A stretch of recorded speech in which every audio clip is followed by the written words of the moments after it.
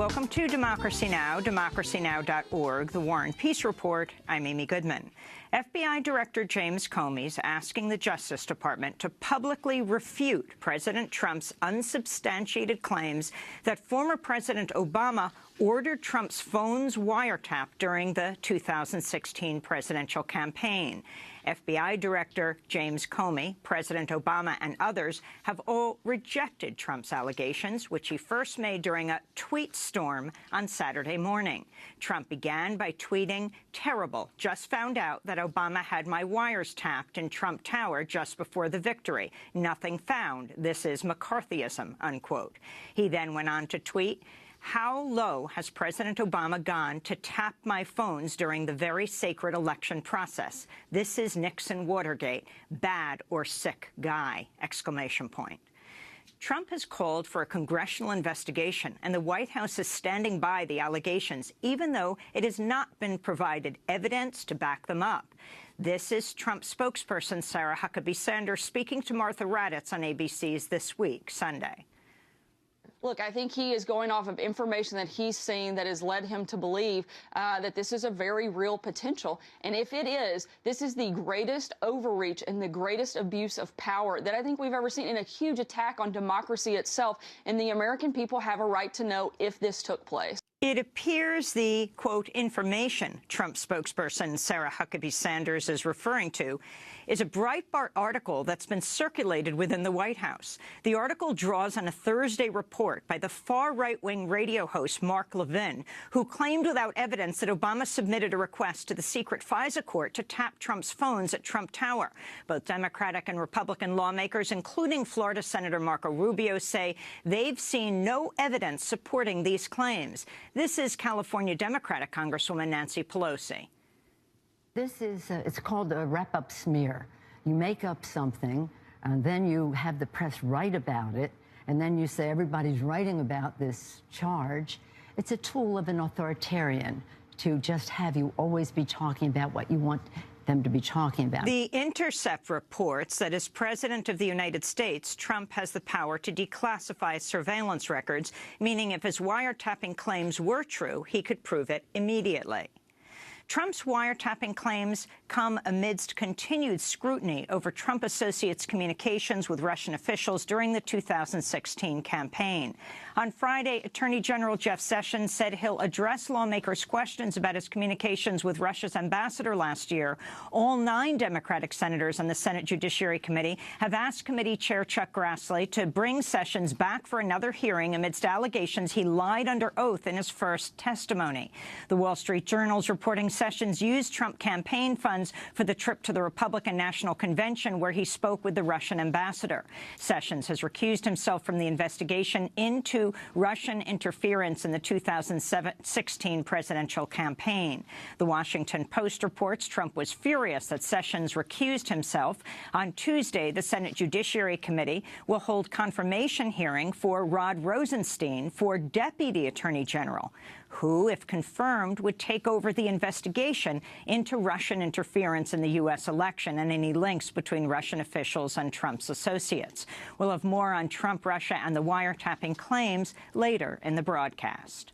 The Trump administration's continuing further measures to crack down against immigration and immigrants currently living in the United States. Reuters is reporting the Department of Homeland Security is considering a new proposal to separate mothers from their children if they're caught trying to cross the border together.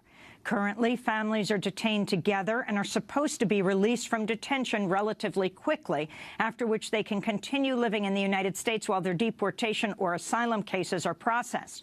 But under the new proposal, families would be separated, mothers would be detained, their children would be placed temporarily in the custody of the Department of Health and Human Services. The consideration of the proposal comes as federal immigration agents continue to detain people nationwide, including in Los Angeles, where last week ICE agents tore a 13-year-old girl away from her father, who was detained by ICE agents as he was driving her to school.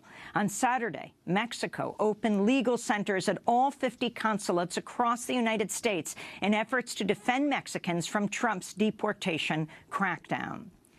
A landmark class action lawsuit is accusing the for-profit prison company GEO Group of violating federal anti-slavery laws by forcing tens of thousands of detained immigrants to work for free or for as little as $1 a day. The lawsuit was first filed in 2014 and won class action status last week. It accuses GEO Group of forcing people detained at the Denver Contract Detention Facility to work without pay to clean the facility or face solitary confinement if they refuse.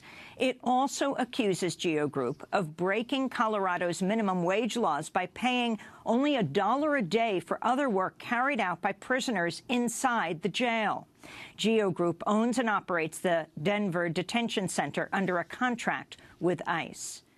President Trump's expected to issue a new executive order temporarily banning all refugees as well as people from 6 majority Muslim countries from entering the United States.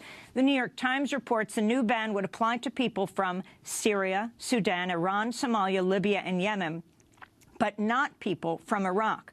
Iraqis were included in Trump's first Muslim travel ban, which was blocked by the courts in February amidst massive nationwide protests. Unlike the first ban, the new executive order is also not expected to apply to people from these countries with green cards or who already have a visa.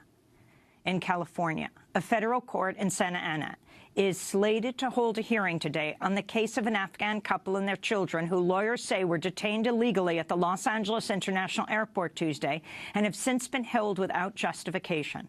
Lawyers say Customs and Border Protection agents detained the couple and their young children, including their 8-month-old infant, even though they all had valid visas to enter the United States. The International Refugee Assistance Center says the family received special immigrant visas because the father had worked for the U.S. government in Afghanistan. After reportedly being detained in isolation without access to lawyers, the family was then separated and sent to separate detention facilities where they remain incarcerated. In Kent, Washington, police are investigating the shooting of a 39-year-old Sikh man who was cleaning his car in his driveway Friday when a man approached, began calling him names, told him to, quote, "go home to your country," and then pushed him to the ground and shot him in the arm. The man is a U.S. citizen, originally from Punjab, India. He survived the attack, which police are investigating as a possible hate crime. In Oklahoma, 3 Muslim students were asked to fill out an Islamophobic questionnaire while trying to meet with an Oklahoma lawmaker at the state capitol last Thursday.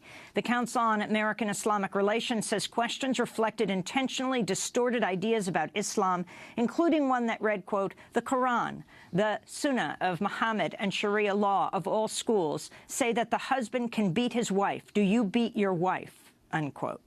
The students were seeking to meet with Oklahoma State Congress member John Bennett, who in 2014 called Islam a, quote, "cancer in our nation that needs to be cut out," unquote.